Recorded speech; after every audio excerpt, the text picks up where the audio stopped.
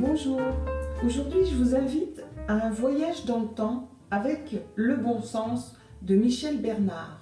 Alors Michel Bernard s'est intéressé à la figure de Jeanne d'Arc avec deux romans. Le bon cœur précédemment qui raconte la vie de Jeanne d'Arc et Le bon sens qui fait la genèse de la révision de son procès.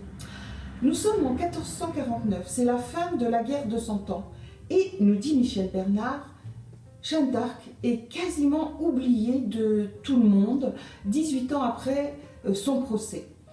Et des conseillers vont inviter Charles VII à réviser son procès et celui-ci va bien réfléchir, il n'en voit pas forcément la nécessité, il a sans doute oublié qu'il lui doit son couronnement et quelques victoires sur les Anglais.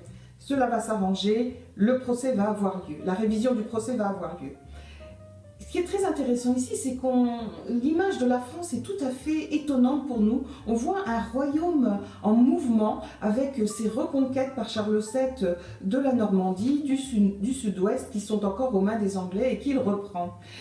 On a aussi un grand intérêt du livre, c'est le côté humain. Michel Bernard a l'art de toucher l'humanité des grandes figures de ce temps. Charles VII, Jeanne d'Arc bien sûr, les conseillers autour de lui, sa maîtresse Agnès Sorel.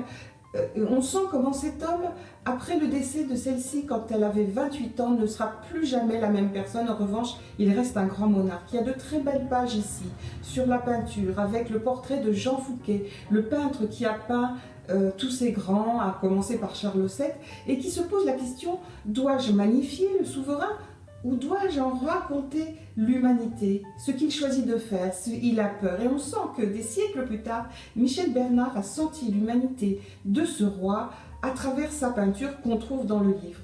Voilà, tout ça est absolument passionnant. Je vous invite à lire les deux livres, Le bon cœur sur la vie de Jeanne d'Arc et Le bon sens sur la révision de son procès. Bonne lecture.